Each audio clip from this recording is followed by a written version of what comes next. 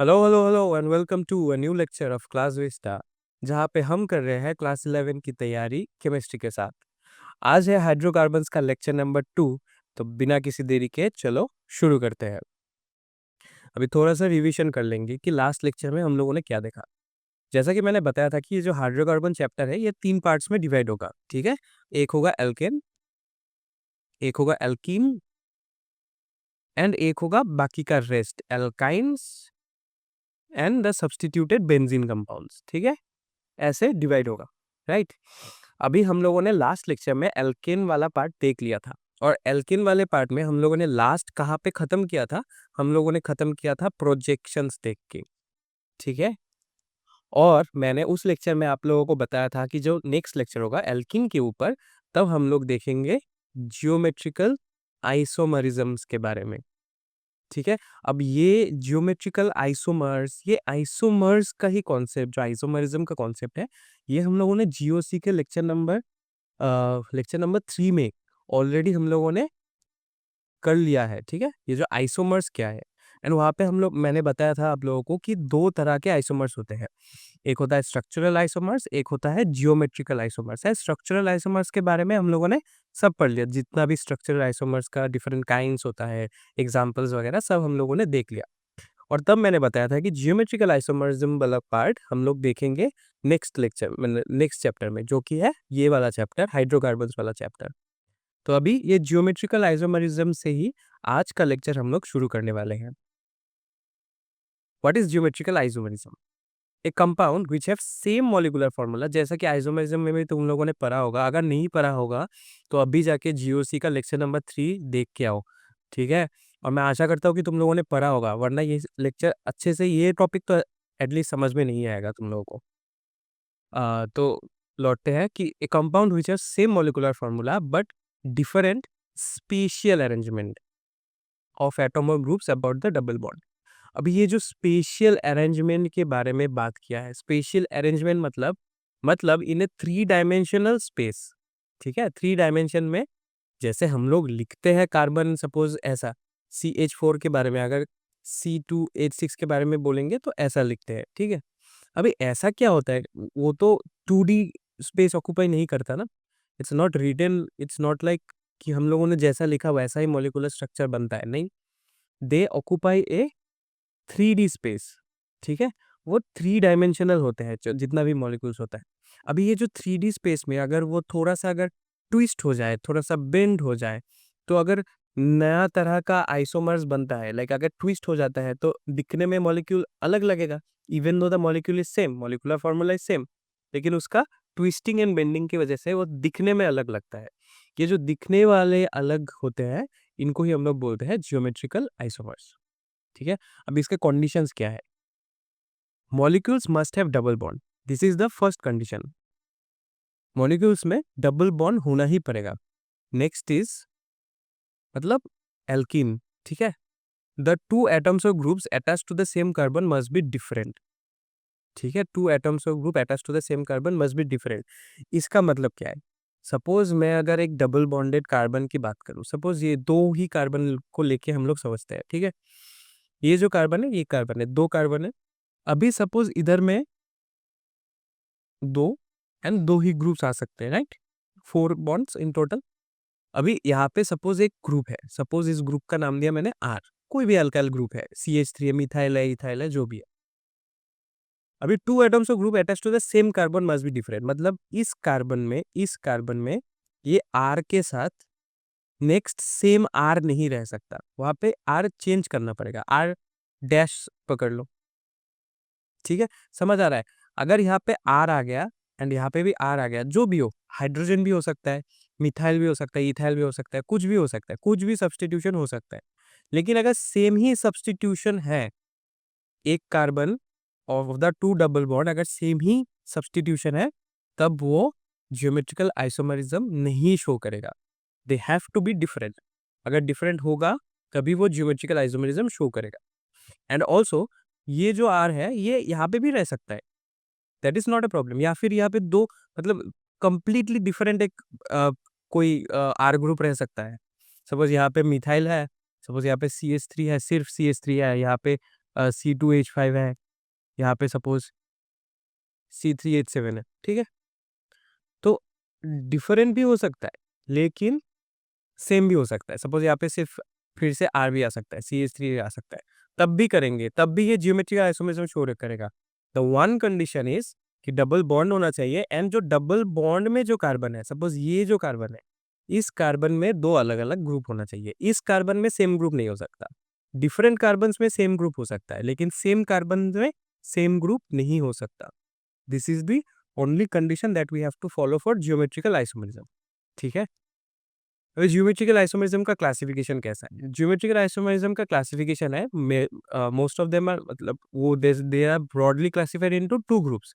एक होता है सीस एंड ट्रांस आइसोमर्स, मतलब this are the name, cis and trans isomers. एक होता है ZnE आइसोमर्स, ठीक है। अभी ये जो ZnE आइसोमर्स वाला पार्ट है, ये हमारे मतलब कॉन्सेप्ट्स के बाहर है, हमारे अभी के पढ़ाई के स्कोप के बाहर है, ठीक है। अगर फ्यूचर में तुम लोग केमिस्ट्री को लेके परस्यू करते हो तब तुम्हें ZnE आइसोमर्स मिलेगा, ठीक है। लेकिन अभी के लिए हमको सिर्फ पढ़ना है कौन सा, सीस एंड ट्रांस आइसोमर्स, ठीक है। अभी सीस एंड ट्रांस आइसोमर्स के लिए कंडीशंस भी है। कंडीशंस क्या है? कंडीशंस है molecule must have double bonds, ये तो हमें पता ही है, आइसोमरिज्म का ये कॉन्सेप्ट ही है। Obviously they have to be same molecular formula and they have geometrical isomerism है, इसलिए डबल बॉन्ड भी होना पड़ेगा, ठीक है। लेकिन नेक्स्ट क्या है, टू एटम्स और groups attach to the same carbon atom must be different. हाँ हाँ, ये तो पता ही है ऑलरेडी, वो तो ब्रॉड क्लासिफिकेशन में कंडीशंस तो मिल ही गया होगा, ये तो ज्योमेट्रिकल आइसोमरिज्म का बेसिक कंडीशंस है। लेकिन यहाँ पे एक स्पेशल तरह का कंडीशन है, क्या है, but at least one group is common in each carbon atom of double bond. मतलब क्या है, सपोज एक मैंने डबल बॉन्ड ले लिया, C डबल बॉन्डेड C, ठीक है। अभी यहाँ पे सपोज मैंने अटैच कर दिया एक ग्रुप, सपोज कुछ भी आर छोड़ो, मैं एक्स से मान लेता हूँ, एक्स ग्रुप मैंने अटैच कर दिया, और यहाँ पे वाई ग्रुप अटैच कर दिया। Of course they are different, तो हाँ यहाँ पे हो सकता है, यहाँ पे ज्योमेट्रिकल आइसोमरिज्म हो सकता है, अभी इसको भी देखना पड़ेगा। अभी यहाँ पे मैंने सपोज ए अटैच कर दिया, बी अटैच कर दिया, तो ठीक है, डबल बॉन्ड है, दे आर डिफरेंट ग्रुप्स, ठीक है ठीक है, ये तो ज्योमेट्रिकल आइसोमर है। लेकिन क्या ये सीस एंड ट्रांस है? सीस एंड ट्रांस आइसोमर है? असल में ये सीस एंड ट्रांस आइसोमर नहीं है, क्योंकि सीस एंड ट्रांस आइसोमर्स क्या बोलता है, at least one group should be common in both carbon. Suppose यहाँ पे एक्स वाई है, यहाँ पे एटलीस्ट एक एक्स या फिर वाई होना पड़ेगा। सो अगर मैं यहाँ पे सपोज मान लूँ कि बी नहीं है, ठीक है, बी के बदले में एक वाई आ गया, तब ये सीस एंड ट्रांस आइसोमर है, तब ये सीस एंड ट्रांस आइसोमर होगा, क्योंकि एक ग्रुप कॉमन है, वाई ग्रुप कॉमन है, या फिर एक्स भी मान सकते हो, तो ये एक्स ग्रुप कॉमन हो गया। these are different, there is double bond and there is one group common, तो ये सीस एंड ट्रांस आइसोमर होगा, ठीक है। अब ये चलो ये बताओ, सपोज मैंने ये दे दिया, सपोज यहाँ पे एक x, यहाँ पे एक a, यहाँ पे एक x एंड यहाँ पे एक x दे दिया, क्या ये सीस एंड ट्रांस आइसोमर होगा? सेम ग्रुप कॉमन में है x एंड x, तो क्या ये होगा? ये नहीं होगा, क्यों? क्योंकि यहाँ पे भी एक्स है एंड यहाँ पे भी एक्स है, in the same carbon there are two groups that are similar. अगर टू ग्रुप सिमिलर होगा तो ये ज्योमेट्रिकल आइसोमर ही नहीं होगा, सीस एंड ट्रांस तो बात की बात है, ठीक है, ये ज्योमेट्रिकल आइसोमरिज्म ही नहीं कहलाएगा। तो समझ में आया होगा कि ज्योमेट्रिकल आइसोमर्स क्या होता है, सीस एंड ट्रांस आइसोमर्स क्या होता है। अभी हम लोग जाएंगे सीस एंड ट्रांस आइसोमर्स के बारे में थोड़ा सा जानने के लिए, कि सीस आइसोमर्स क्या होता है। सीस आइसोमर्स वो होता है geometrical isomers in which two similar atoms और groups lie on the same side of the double bond. अभी एग्जांपल दिखाऊंगा, डायग्राम दिखाऊंगा, तब अच्छे से समझ में आएगा। सिर्फ ये जान लो, सीस आइसोमर्स में same side of the double bond, and trans isomers में क्या होगा कि टू सिमिलर एटम्स और groups lie on the opposite side of the double bond, ठीक है। यहाँ पे ऑपोजिट साइड की कॉन्सेप्ट आ गया, ट्रांस में, सीस में क्या होगा, सेम साइड। अभी ये सीस एंड ट्रांस के बारे में एग्जाम्पल के थ्रू से जानते हैं, ठीक है। एक जनरल एग्जाम्पल मैं आप लोगों को दिखाता हूँ। सपोज ये एक डबल बॉन्ड है, सिंपल। अभी डबल बॉन्ड में अगर मुझे सीस चाहिए, सपोज एक्स वाई है, ठीक है, and same side of double bond, मतलब यहाँ पे अगर एक्स है तो यहाँ पे अगर मेरा एक्स होगा कॉमन, इसलिए तो सीस एंड ट्रांस बनेगा, and there is uncommon, suppose a दिखा दो या फिर वाई ही हो सकता है, सेम ही है। लेकिन यहाँ पे क्या हो गया, same side of the double bond there is the same group, मतलब जो सिमिलर ग्रुप है वो same side of the double bond है, इसलिए ये बन गया सिस। एंड इसका ही अगर ट्रांस में देखूं तो ट्रांस कैसा होगा, सपोज एक्स है, वाई है, तो इधर एक्स के सेम साइड में एक्स नहीं बैठेगा, यहाँ पे ए आ गया, यहाँ पे एक्स आ गया, मतलब X are opposite to each other, the similar groups are opposite to each other, तब ये बन जाएगा ट्रांस आइसोमर। एक अच्छा एग्जाम्पल ले लेते हैं, सपोज मैं एग्जाम्पल ले लेता हूँ ब्यूट टू इन का, ब्यूट टू इन, ठीक है। ब्यूट टू इन में कैसा होता है, ब्यूट टू इन में ऐसा कुछ होता है, ब्यूट टू इन का फॉर्मूला है CH3, CH double bond, CH, CH3, ठीक है। ब्यूट टू इन का ये है फॉर्मूला, मतलब नॉर्मल मॉलिक्यूलर फॉर्मूला। अभी इसका अगर मैं सीस आइसोमर ड्रॉ करूँ तो obviously about the double bond चाहिए, तो अबाउट द डबल बॉन्ड मैंने सी बॉन्डेड सी कर दिया। इसको अगर तुम अच्छे से स्ट्रक्चर देखोगे तो सी ऐसा होगा, फिर CH डबल बॉन्ड सी ऐसा, देन CH3। अभी मुझे ये वाला बॉन्ड मैंने ड्रॉ किया, सी डबल बॉन्डेड सी, तो एक तो हो गया हाइड्रोजन एंड दूसरा हो गया ये वाला एटम, फिर सिमिलरली एक तो हो गया हाइड्रोजन, दूसरा हो गया ये वाला एटम। तो अगर इसका मुझे सिस ड्रॉ करना है तो हाइड्रोजन को एक साइड में रख दूं एंड दूसरे एटम्स को एक साइड में रख सकता हूँ, CH3 एंड CH3। सो ये बन गया सिस आइसोमर। और इसका ही अगर मुझे ट्रांस ड्रॉ करना है, सिंपल ऑपोजिट में ले जाना है, एक साइड को सेम रखो, दूसरे साइड में चेंज कर दो, ये बन गया उसका ट्रांस आइसोमर। ठीक है, समझ आ गया कि ऑपोजिट में है, this is opposite, this is also opposite, यहाँ पे सेम साइड में है, same, and this is also same. ठीक है, एक और एग्जाम्पल करते हैं, चलो मैं एक दे देता हूँ तुम लोगों को, CH Cl double bond CH Br, चलो ठीक है। अभी C डबल बॉन्डेड C ये होगा। अभी अगर मुझे सिस ड्रॉ करना है तो यहाँ पे कॉमन कौन सा है, यहाँ पे H है एंड Cl है, यहाँ पे H है एंड Br है, तो H इज द कॉमन, तो H एंड H को एक साइड में रखता हूँ, Cl एंड Br को दूसरे साइड में लेके जाता हूँ, तो ये बन जाता है सिस आइसोमर। सिमिलरली अगर मैं यहाँ पे H एंड यहाँ पे H के बदले में Br दे दूँ और H को ऑपोजिट ले आओ और यहाँ पे क्लोरीन को ऐड कर दूँ, तो ये बन जाएगा ट्रांस आइसोमर। सिंपल है, इजी ही कॉन्सेप्ट है सिस एंड ट्रांस आइसोमर्स का, लेकिन इससे क्वेश्चंस आ सकता है कि कौन सा सिस आइसोमरिज्म शो करेगा, कौन सा ट्रांस आइसोमरिज्म होगा, कौन सा जियोमेट्रिकल आइसोमर होगा, ऐसा तुम्हें आइडेंटिफाई करने के लिए भी दे सकता है। तब घबराना नहीं है, सिंपल सा जो जो मैंने सिखाया है कंडीशन सिर्फ याद करना है एंड उसको लिख के देना है। नेक्स्ट आ गया हम लोगों का characteristics of cis and trans isomer. अभी कैरेक्टरिस्टिक्स क्या होता है, मतलब उनका प्रॉपर्टीज क्या होता है। कैरेक्टरिस्टिक्स है कि cis isomers are less stable than trans isomers, ठीक है।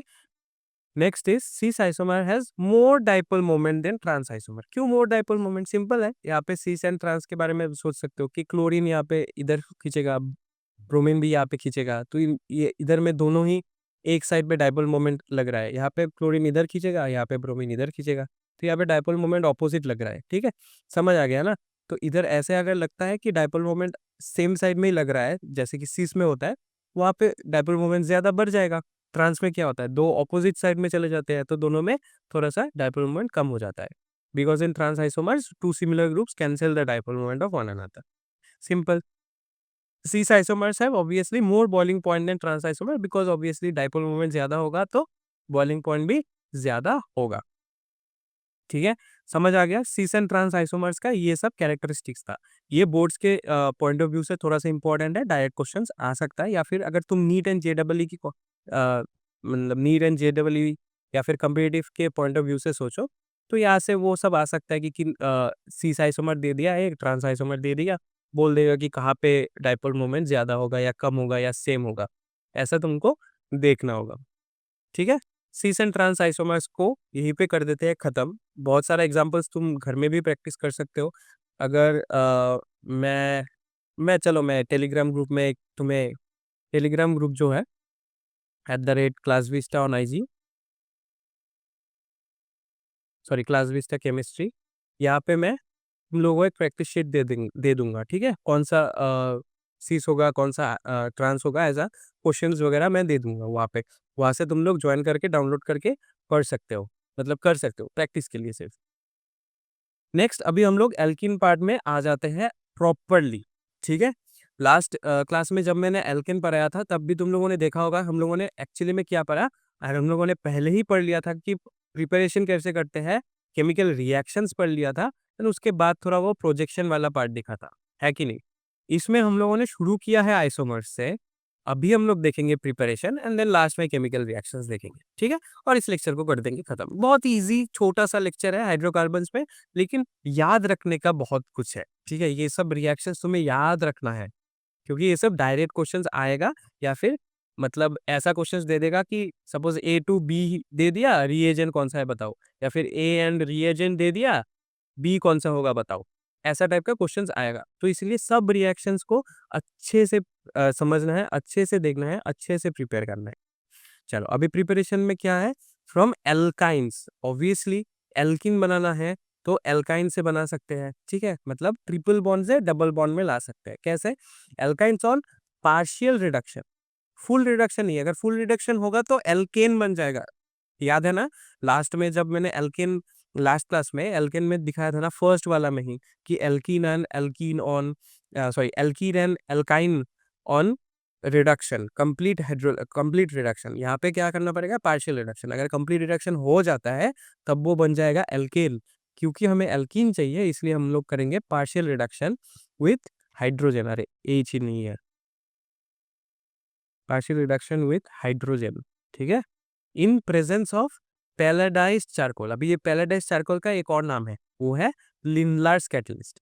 पैलेडाइज्ड चारकोल का एक और नाम है Lindlar's catalyst to give alkene which has cis geometry. अगर मुझे सिस एल्कीन चाहिए, ठीक है, सेम साइड में चाहिए, तब हम लोग क्या, कौन सा यूज करेंगे, hydrogen in the presence of palladized charcoal.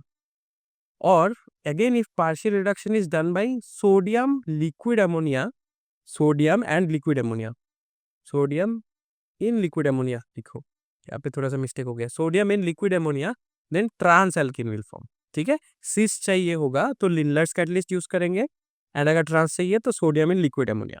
इसको कैसे लिखते हैं, सपोज मेरे पास है CH3C ट्रिपल बॉन्ड CH3, ठीक है, एल्काइन है, एक एल्काइन है। इसमें अगर मैंने सपोज लिंडलर्स कैटलिस्ट डाल दिया, Lindlar's catalyst is nothing but hydrogen and palladized charcoal, PD/C। Charcoal is a form of carbon, right, PD/C। इसमें हमको, मुझे क्या मिलेगा, यहाँ पे मुझे मिलेगा सिस प्रोडक्ट्स। तो कैसा होगा, CH3C डबल बॉन्ड CH3, ऐसा तो नॉर्मली है, लेकिन यहाँ पे ट्रिपल बॉन्ड था तो एक बॉन्ड टूट जाएगा, यहाँ पे एक हाइड्रोजन आ जाएगा, यहाँ पे दूसरा हाइड्रोजन आ जाएगा, तो मुझे मिल गया सिस प्रोडक्ट, ठीक है, मुझे मिल गया सिस प्रोडक्ट। एंड अगर मैं यहाँ पे ये वाला यूज करूँ, कौन सा, सोडियम इन NH3 लिक्विड, ठीक है, सोडियम इन लिक्विड अमोनिया अगर मैं यूज करूँ एंड हाइड्रोजनेशन करूँ, मतलब हाइड्रोजन भी चाहिए, पार्शियल रिडक्शन है ना, तो क्या आएगा मेरे पास, ट्रांस आ जाएगा, CH3C डबल बॉन्ड, अभी ऑपोजिट साइड में चला गया CH3, यहाँ पे ट्रिपल बॉन्ड था, एक बॉन्ड टूट गया, तो यहाँ पे एक हाइड्रोजन आ गया, यहाँ पे दूसरा हाइड्रोजन आ गया, तो क्या मिल गया मुझे, ट्रांस प्रोडक्ट मिल गया। सिंपल सा चीजें हैं, सिंपल सिंपल सी बातें हैं, सिर्फ याद रखना है कि कौन से में से कैसा होता है, किसके प्रेजेंस में होता है। Catalyst is important, reagent is important and product is important. अभी एल्काइंस वाला ये हो गया। Next is alkyl halides. Alkyl halides वाला वेरी इंपॉर्टेंट है। Alkyl halides, from alkyl halides, alkyl halide on react heating with alcoholic KOH। Alcoholic KOH मतलब KOH इन, मतलब किसी भी अल्कोहल में अगर डिसॉल्व करते हैं KOH को, तब उसको बोलते हैं alcoholic KOH। Gives alkene by elimination of HX, मतलब hydrogen and a halogen. Reaction is known as dehydrohalogenation reaction. Very important, dehydrohalogenation reaction किसको कहते हैं, एग्जाम्पल देख ले। Example is CH3 CH2 Br, this is an alkyl halide, RX, this is an alkyl halide। Alkyl halide में अगर मैंने add कर दिया KOH, एल्कोहलिक, ठीक है, अल्कोहल में डिसॉल्व हुआ, तब क्या बन जाएगा, CH2CH2। तो सपोज मान लो कि यहाँ से एक हाइड्रोजन गायब हो गया एंड यहाँ से एक Br गायब हो गया, तो क्या बन जाएगा प्रोडक्ट, HBr, मतलब HX जैसा एक प्रोडक्ट फॉर्म हो जाएगा। This is an alkene and this is the HX जो प्रोडक्ट फॉर्म होता है। ठीक है, तो ऐसा होता है। अभी मैंने क्यों बोला कि ये वाला वेरी इंपॉर्टेंट है, चलो मैं थोड़ा सा स्पॉइलर दे देता हूँ आपको क्लास 12 के बारे में। क्लास 12 में ये वाला reaction is very important and इसका ही सिमिलर एक रिएक्शन है जहाँ पे KOH को अल्कोहल में के बदले में वाटर में डिजोल्व करते हैं तो दूसरा ही प्रोडक्ट आता है। So very very very very very important this all things are. अभी समझ लो ताकि 12th में इजीली समझ आ जाए। ठीक है, this is a type of elimination reaction. ठीक है, simple, this is a type of elimination reaction, क्योंकि एलिमिनेशन हो रहा है ना HX का, this is a type of, लिख सकते हो टाइप ऑफ एलिमिनेशन रिएक्शन।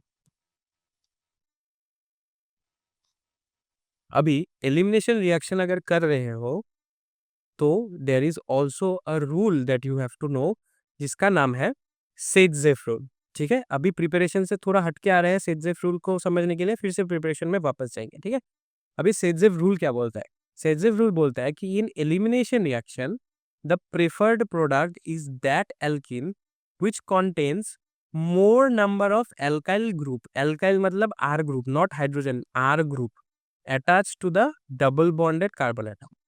क्या सर क्या बोल रहे हैं इतने इंग्लिश में, इतना हार्ड, ये इजी है, इजी है, इजी है। मैं बोल देता हूँ ये इजी है, सिंपल सा चीज देखते हैं। ठीक है, चल मैं अगर एक एग्जांपल दे देता हूँ, ब्रोमोब्यूटेन, 2 ब्रोमोब्यूटेन, इसके बारे में अगर बात करें तो इसका कैसा आएगा, इसका स्ट्रक्चर है CH3 CH2 CH CH3 and यहाँ पे एक Br। इसका अगर मैंने एलिमिनेशन रिएक्शन कर दिया, कैसे करेंगे एलिमिनेशन रिएक्शन, अब भी दिखाया था ना, KOH एंड अल्कोहलिक देने के बाद, अल्कोहलिक KOH देने के बाद वो एलिमिनेशन रिएक्शन करेगा। अभी उसमें तो जो मैंने लास्ट एग्जांपल में दिखाया था उसमें तो सिंपल है कि यहाँ से ही हाइड्रोजन जाएगा यानी ये Br जाएगा, ताकि तभी तो डबल बॉन्ड होगा ना। यहाँ पे अगर H यहाँ से चला गया तब तो डबल बॉन्ड फॉर्म ही नहीं होगा। लेकिन यहाँ पे जो नेक्स्ट मैं इस एग्जांपल के बारे में बात कर रहा हूँ, तब यहाँ पे मेरा दो ऑप्शंस है कि हाइड्रोजन कहाँ से जाए। एक ऑप्शन तो यहाँ पे सपोज इससे हाइड्रोजन चला गया एंड यहाँ पे डबल बॉन्ड आ गया, या फिर एक ऑप्शन है कि इससे हाइड्रोजन चला गया एंड यहाँ पे डबल बॉन्ड आ गया। तो कौन सा प्रेफर करेंगे, चलो मैं दोनों को ही ड्रॉ करके दिखाता हूँ। एक अगर इधर से चला गया तो हो जाएगा CH3 फिर C hydrogen and suppose C hydrogen and CH3, एक होगा ऐसा प्रोडक्ट। और एक होगा सपोज इधर से चला गया तो हो जाएगा CH3 CH2 CH एंड इधर से एक चला गया तो CH2, ऐसा आएगा प्रोडक्ट। अभी तुम बोलो कि कौन सा मेजर होना चाहिए, कौन सा माइनर होना चाहिए, मतलब major and minor is nothing but कौन सा ज्यादा प्रोड्यूस होगा कौन सा कम प्रोड्यूस होगा। तो इसमें हम लोगों को सेडजेफ रूल लगाना पड़ेगा। सेडजेफ रूल क्या बोलता है, वो एल्किन प्रिफर होगा, ठीक है, दोनों में ही एल्किन हो रहा है, डबल बॉन्ड हो रहा है, तो वो एल्किन प्रिफर्ड होगा जिसमें मोर नंबर ऑफ एल्काइल ग्रुप है। ठीक है, ठीक है, एल्काइल ग्रुप ज्यादा होना चाहिए। एल्काइल ग्रुप ज्यादा कब होगा, सपोज मैं अगर इसकी बात करूं, फर्स्ट वाले की बात करूं, सो एल्काइल ग्रुप्स कितना है यहाँ पे, फर्स्ट वाले में देखें तो यहाँ पे एक CH3 ग्रुप, CH3 है, तो मतलब यहाँ पे एक एल्काइल ग्रुप है, मिथाइल ग्रुप है, एंड यहाँ पे भी एक CH3 ग्रुप है, यहाँ पे एक एल्काइल ग्रुप है, तो यहाँ पे कितना हो गया, दो एल्काइल ग्रुप्स हो गया। और इसके बारे में अगर बात करूँ तो यहाँ पे एक हाइड्रोजन है, यहाँ पे दो हाइड्रोजन है, एंड यहाँ पे एक एल्काइल ग्रुप है। तो ऑब्वियसली दो यहाँ पे है एक यहाँ पे है, तो कौन सा प्रेफर्ड प्रोडक्ट होगा, obviously this will be the preferred product. तो this is the major product and this is the minor product, इसका ही ज्यादा प्रोडक्शन होगा, इसका थोड़ा कम प्रोडक्शन होगा। ठीक है, ये सेडजेव रूल डिक्टेट करता है। तो अब भी कभी भी अगर एलिमिनेशन रिएक्शन करना है तो सेडजेव रूल को याद रखना है कि कौन सा प्रोडक्ट मेजर आएगा या फिर कौन सा प्रोडक्ट प्रेफर्ड आएगा। ठीक है, कौन सा ज्यादा क्वांटिटी में प्रोड्यूस होगा, तो सेडजेव रूल यही बोलता है। सेडजेव रूल बहुत ही ईजी है, बहुत ही छोटा सा चीज है, सिर्फ याद रखना है, ध्यान देना है। ऑर्गेनिक में सिर्फ यही चीज है कि बहुत सारे रूल्स एक साथ लगते हैं, तो सिर्फ याद रखना है, हर रूल्स को याद रखना है, वरना रूल्स तो छोटे हैं, चीजें भी इजी है, सिर्फ याद रखना है कि बार बार कौन सा रूल्स कहाँ पे अप्लाई हो रहा है, and there will be more than one rules applying at the same time, तो सबको याद रखना है। चलो, नेक्स्ट इज फिर से प्रिपरेशन ऑफ एल्केन में आ जाता है। अभी है from alcohol, alcohol and treatment with concentrated sulphuric acid, concentrated sulphuric acid चाहिए to give alkene. This reaction is known as dehydration, क्योंकि यहाँ पे एलिमिनेशन ऑफ वाटर हो रहा है। सो सपोज मैं अब बात करूं, एग्जांपल ले लेता हूं कि सपोज मेरे पास है CH3CH2OH, इसमें अगर मैंने कॉन्सेंट्रेटेड सल्फ्यूरिक एसिड मतलब कॉन्सेंट्रेटेड H2SO4 डाल दिया, तो यहाँ पे एक H एंड यहाँ पे एक OH मतलब H2O निकल जाएगा, तो बन जाएगा CH2 double bonded CH2 and H2O। ठीक है, और एक एग्जांपल देख लेते हैं, CH3 CH2 CH CH3 and यहाँ पे OH है, यहाँ पे मैंने दे दिया है कॉन्सेंट्रेटेड H2SO4। अभी बोलो प्रोडक्ट कौन सा आएगा? ठीक है, प्रोडक्ट आएगा CH3CH2। हाँ, अभी कौन सा प्रोडक्ट बोलो? ये तो चला गया, अभी OH तो चला गया, एक हाइड्रोजन भी जाएगा, कहाँ से जाएगा? यहाँ से जाएगा या यहाँ से जाएगा? यहाँ से जाएगा या यहाँ से जाएगा? कौन सा रूल अप्लाई होगा? अभी सिखाया है, सेट-जेव रूल अप्लाई होगा, तो सेट-जेव रूल के अकॉर्डिंगली कौन सा मेजर प्रोडक्ट होगा? ऑब्वियसली ये वाला जाने से मेजर प्रोडक्ट हो गया, तो यहाँ पे CH2 नहीं होगा, यहाँ पे होगा CH and there will be double bond CH ये होगा मेजर प्रोडक्ट। चलो, माइनर प्रोडक्ट भी मैं लिख ही देता हूँ कि ये होगा CH3 CH2 CH double bond CH2, ये होगा माइनर प्रोडक्ट। तो यहाँ पे भी सेट-जेव रूल यूज हो रहा है, क्यों? क्योंकि यहाँ पे एलिमिनेशन हो रहा है, तो यहाँ पे सेट-जेव रूल लगेगा। ठीक है, यहाँ पे एक OH निकल रहा है, यहाँ से एक हाइड्रोजन निकल रहा है, तो यहाँ पे एलिमिनेशन हो रहा है, अगर किसी चीज का एलिमिनेशन होगा तो सेट-जेव रूल लगेगा ही लगेगा, simple. Next is from vicinal dihalide. अभी विसिनल डाइहैलाइड क्या है? विसिनल डाइहैलाइड आर दोस्त, मतलब दो हैलोजन एटम्स होगा जो कि अटैच होगा दो एडजेसेंट कार्बन एटम्स में। डाइहैलाइड है तो दो हैलोजन, ये तो समझ में ही आ गया। तो दो एडजेसेंट कार्बन के ऊपर अगर दो हैलोजन एटम्स रहेगा, उसको अगर हम लोग हीट करेंगे, किसके साथ? जिंक डस्ट के साथ हीट करेंगे, तो क्या मिल जाएगा हमें? एल्कीन मिल जाएगा। एग्जाम्पल देख ले, एक छोटा सा एग्जाम्पल, छोटा सा इजी सा एग्जाम्पल करते हैं। CH2 है, एंड यहाँ पे सपोज एक Cl है, यहाँ पे सपोज एक Cl है, तो डाइहैलाइड है, दो एडजेसेंट कार्बन है, उसके ऊपर दो हैलोजन है, तो ये विसिनल डाइहैलाइड हो गया। This is a vicinal dihalide. तो विसिनल डाइहैलाइड के ऊपर मुझे क्या क्या देना है? जिंक डस्ट देना है एंड हीट करना है, तो मुझे क्या मिल जाएगा? जस्ट ये क्लोरीन एंड क्लोरीन एटम्स बाहर आ जाएगा, क्लोरीन एंड क्लोरीन गैस बन के एंड जिंक के साथ रिएक्ट करके ZnCl2 बना लेगा। यहाँ पे बचा रहेगा CH2 एंड ये जो बॉन्ड टूट रहा है, इसके वजह से मिडिल में एक बॉन्ड फॉर्म होगा, CH2 सिंपल सा चीज है, जिंक क्लोराइड बन जाएगा। ठीक है, जिंक के साथ इसलिए हीट करते हैं ताकि जिंक क्लोराइड बन सके, सिंपल। प्रिपरेशन ऑफ एल्केन था यही चारों।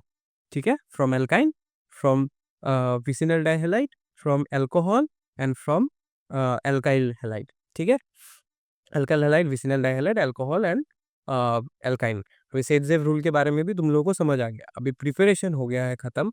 नेक्स्ट हम बढ़ते हैं किसकी ओर? Chemical properties of alkene. अभी केमिकल प्रॉपर्टीज क्या है? Addition of hydrogen halide to alkene.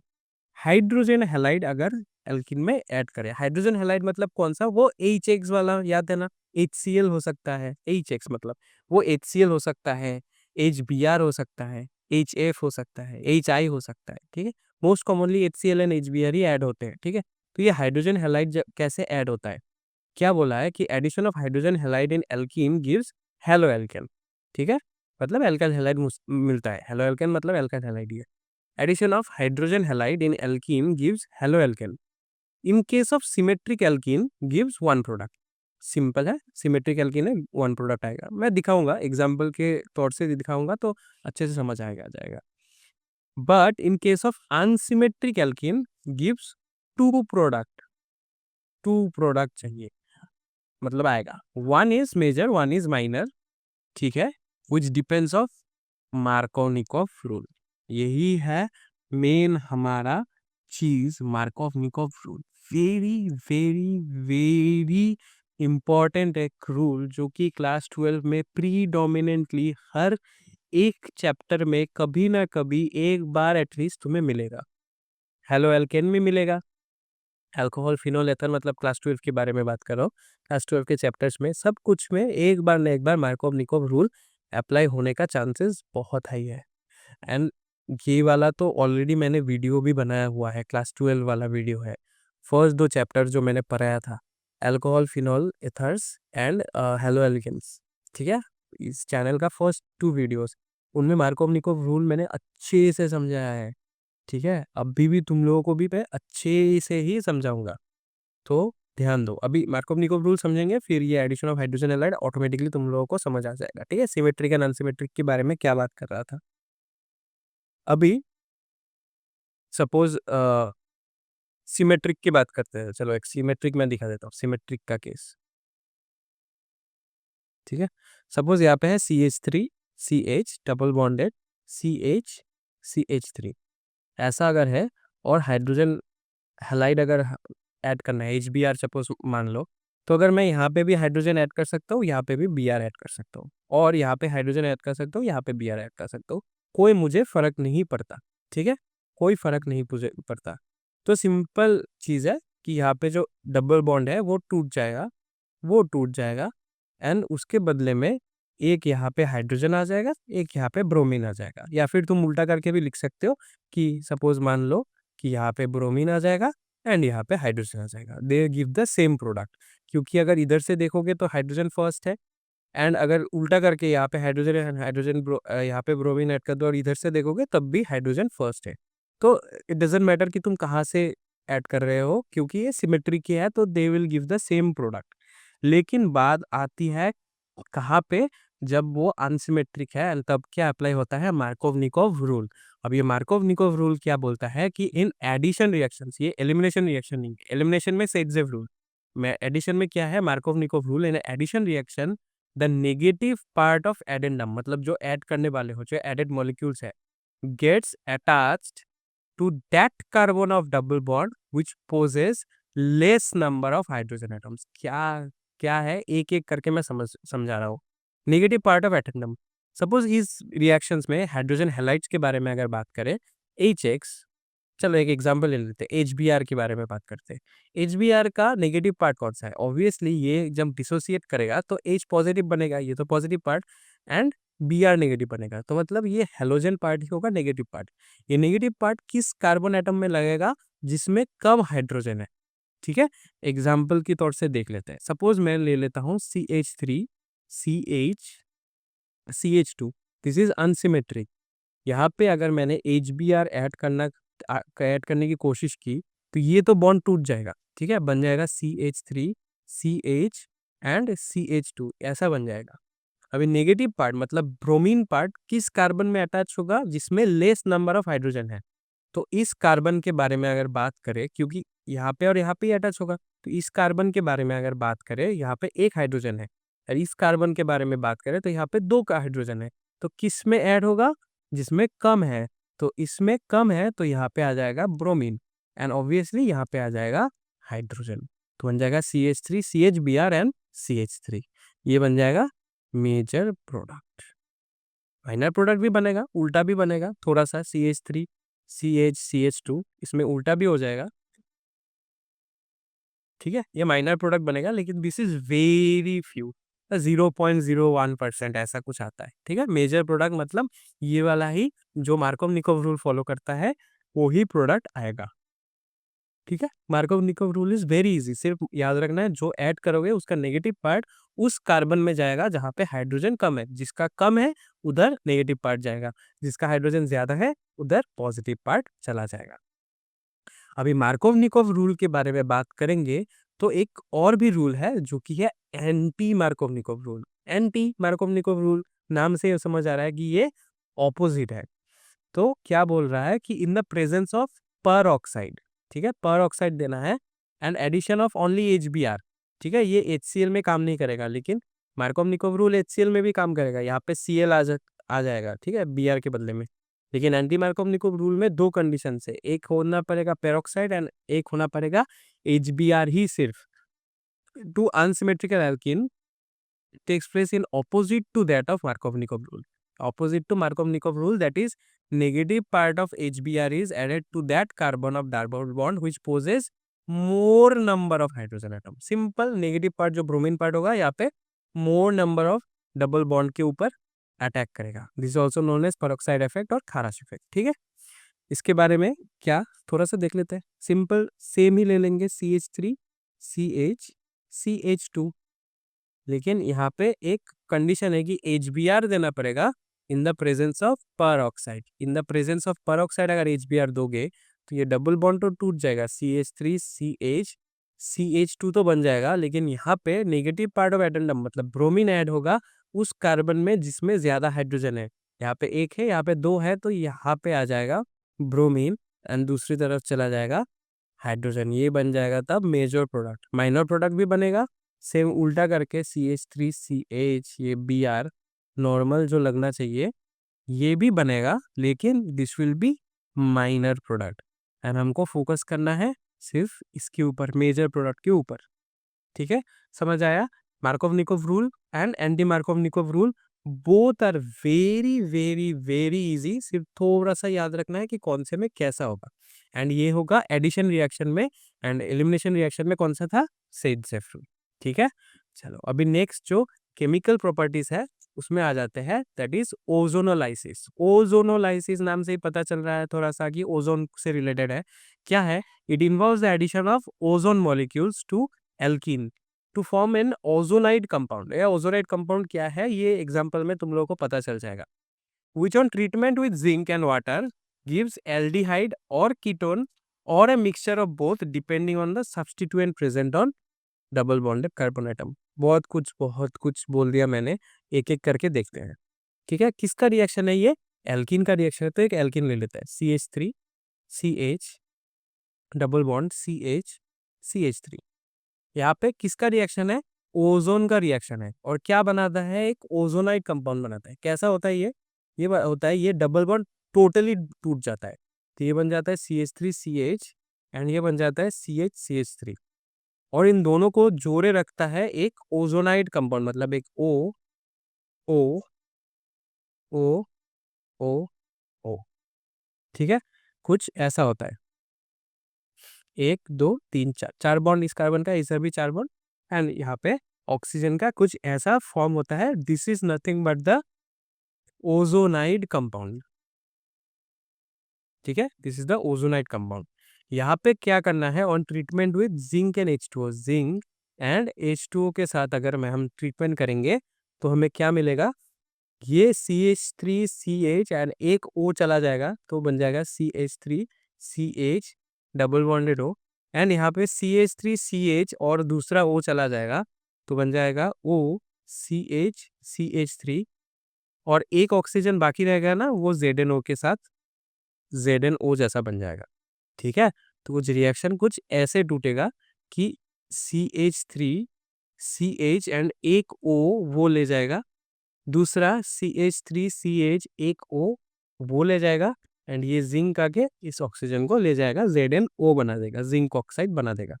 ठीक है, तो ये यहाँ पे क्या बन रहा है, यहाँ पे एल्डिहाइड्स बन रहा है. ठीक है, एल्डिहाइड्स बन रहा है या फिर हाँ एल्डिहाइड्स बन रहा है. यहाँ पे तो एल्डिहाइड्स बन रहा है. CH3 CH double bonded O बन गया, मतलब इथेनॉल बन गया, and CH3 CH double bonded O, this is also ethanol. This is a mixture of aldehydes. ठीक है, अभी कभी कभार वो भी बनता है, कीटोन भी बनता है. एक एग्जांपल देख लेते हैं. सपोज मान लो CH3 है, CH3 double bond CH2 CH3 फिर CH3. इसका अगर ओजोन के साथ करेंगे, फिर जिंक एंड H2O करेंगे. ठीक है, कैसा होगा, सिंपल है, CH3 C, सपोज यहाँ पे है CH3, देन यहाँ पे ऑक्सीजन चला जाएगा, यहाँ पे C वो क्या बन जाएगा, CH2 CH3 बन जाएगा, देन यहाँ पे एक ऑक्सीजन यहाँ पे भी एक ऑक्सीजन, इन दोनों में ओजोनाइट कंपाउंड ऐसा कुछ बन जाएगा। फिर यहाँ पे CH3 है। फिर उसके बाद जब जिंक एंड H2O दोगे तो एक बन जाएगा ऐसा CH3C, ये ले लेगा ना, सपोज CH3C एंड ये ऑक्सीजन ले लेगा, ठीक है, ये ऑक्सीजन ले लेगा, तो ये बन जाएगा CH3C double bonded O and CH3, and दूसरा ये ले लेगा CH3C double bonded O CH2CH3, ठीक है। चलो मैं दिखाई देता हूँ, ये वाला ले लेगा, ये वाला ले लेगा, ठीक है, CH3C double bonded O CH2CH3। तब ये वाला ऐसा कुछ बन जाएगा CH3C double bonded O CH2CH3। तो यहाँ पे दोनों ही कीटोन बन गया, एक बन गया प्रोपेनॉन, एक बन गया 1 2 3 4 ब्यूटानॉन, ठीक है। तो यहाँ पे प्रोपेनॉन एंड ब्यूटानॉन फॉर्म हो रहा है, यहाँ पे मिक्सचर ऑफ कीटोन्स फॉर्म हो रहा है। कभी कभार तो मिक्सचर ऑफ बोथ होता है, यहाँ पे तो दोनों ही एल्डिहाइड्स था, यहाँ पे दोनों ही कीटोन्स है। कभी कभार कीटोन्स एंड एल्डिहाइड्स दोनों ही फॉर्म होते हैं, एक मिक्सचर फॉर्म होता है। तो दिस इज ओजोनोलाइसिस, ठीक है। चलो अभी यही तक था आज का लेक्चर, क्योंकि प्रिपरेशंस भी हम लोगों ने कर लिया है, रिएक्शंस भी हम लोगों ने कर लिया है, एंड ये जो आइसोमरिज्म का था ये भी हम लोगों ने देख लिया। तभी अब हम लोगों का एल्केन्स तो खत्म हो ही गया था फर्स्ट लेक्चर में, अभी हम लोगों का एल्कीन्स भी खत्म हो गया है। अभी बाकी का थोड़ा सा ही पार्ट बचा है, एल्काइन्स एंड सब्स्टिट्यूटेड बेंजीन्स का, एंड ये वाला लेक्चर भी खत्म हो जाएगा। मतलब नेक्स्ट लेक्चर में मैं ट्राई करूंगा कि हाइड्रोकार्बन्स खत्म हो जाए, एंड उसके बाद सिर्फ एक ही चैप्टर तुम लोगों का बचता है, वो एनवायरमेंटल केमिस्ट्री, छोटा सा ही चैप्टर है, 2 3 पॉइंट्स देना है, उसका नोट्स ही इंपॉर्टेंट है, एंड नोट्स तो तुम्हें मिल ही जाएगा टेलीग्राम में फ्री में। तो हमारा सफ़र खूब बहुत जल्द ख़त्म होने वाला है। मुझे बहुत मज़ा आ रहा है तुम लोगों को पढ़ाने के लिए, एंड मैं आशा करता हूँ कि तुम लोगों को भी मज़ा आ रहा होगा मेरे से पढ़ के, अच्छे से प्रिपेयर करके, एंड स्टडिंग में फ़न लाने का। जो मैं कोशिश करता हूँ कि मैं आशा करता हूँ कि मैं सक्सेसफुल हो गया हूँ, कि तुम लोगों को केमिस्ट्री में थोड़ा-सा ही सही लेकिन इंटरेस्ट तो आ गया है, ठीक है? चलो, ये तो बातें बाद में भी होती रहेंगी, अभी अच्छे से पढ़ो, एग्ज़ाम बहुत, बहुत सामने है तुम लोगों का। तो इसी के साथ मैं इस लेक्चर को कर देता हूँ ख़त्म। Thank you everyone for joining, और अगर ये वीडियो अच्छा लगा हो तो please like, share and subscribe to the channel, ठीक है? एंड ऑल्सो मैं चाहूँगा कि तुम लोग अच्छा-अच्छा एक कमेंट करके जाओ। अगर अच्छा लगा हो तो एक अच्छा कमेंट करके जाओ, अगर बुरा लगा हो तो एक बुरा कमेंट करके जाओ। बोलो कि ये अच्छा नहीं लगा, तो मैं फीडबैक को समझ के मैं ट्राई करूँगा कि थोड़ा इम्प्रूव मैं भी कर सकूँ, ठीक है? चलो, अभी इस लेक्चर का अगर तुम्हें लेक्चर नोट्स चाहिए तो टेलीग्राम चैनल जॉइन कर लो। टेलीग्राम चैनल का लिंक मैंने पहले भी एक बार ड्यूरिंग क्लास मैंने दे दिया था, लेकिन अभी भी एक बार दे देता हूँ। It's Class Vista chemistry, no spaces, just Class Vista chemistry search करो, या फिर डिस्क्रिप्शन में भी लिंक दिया हुआ है, वहाँ से भी तुम डायरेक्टली ज्वाइन कर सकते हो, ठीक है। और अगर इंस्टाग्राम में हो या फिर फेसबुक में हो, एज ऑलवेज जैसा कि मैं हर बार बोलता हूँ कि मत करो, फिर भी अगर हो तो यहाँ पे भी हम लोगों को फॉलो कर सकते हो। फेसबुक में सर्च करो क्लास विस्टा, ये वाला लोगो आप लोगों को नज़र आ जाएगा, वही क्लास विस्टा का है, एंड इंस्टाग्राम में है @class vista ऑन IG, ठीक है। इन सब का भी लिंक्स टेलीग्राम डिस्क्रिप्शन में है, तो वहाँ पे जाओ, हम लोगों को फॉलो करो, ताकि तुम लोगों को पता चले हर न्यूज़, हर कोई अपडेट्स क्लास विस्टा के related, and Telegram channel join कर लो, ताकि तुम लोगों को ये अच्छा lecture notes and practice sheets भी वहाँ पे मिल जाए। बहुत सारे मीम्स भी है, 2 3 प्रैक्टिस क्वेश्चंस भी मिल जाएंगे, तो जितना भी फ्री मटेरियल से उठा लो, अच्छे से पढ़ो, ठीक है। चलो, मैं मिलता हूँ आप लोगों के साथ नेक्स्ट लेक्चर में, जो कि होगा हाइड्रोकार्बन का लेक्चर नंबर 3, एंड आशा करूँगा कि वही होगा हाइड्रोकार्बन का लास्ट लेक्चर। तब तक के लिए अच्छे से पढ़ते रहो, अच्छे से नोट्स बना लो, एंड रिविजन्स भी थोड़ा-सा स्टार्ट कर दो, ठीक है? जो चैप्टर्स पहले हम लोग कंप्लीट कर चुके हैं, वो भी थोड़ा-सा रिविजन्स अभी से स्टार्ट कर दो, क्योंकि एग्ज़ाम्स आर वेरी नियर। चलो, मैं मिलता हूँ आप लोगों के साथ नेक्स्ट लेक्चर में, तब तक के लिए अपना ख्याल रखना, पढ़ते रहना, एंड बाय-बाय।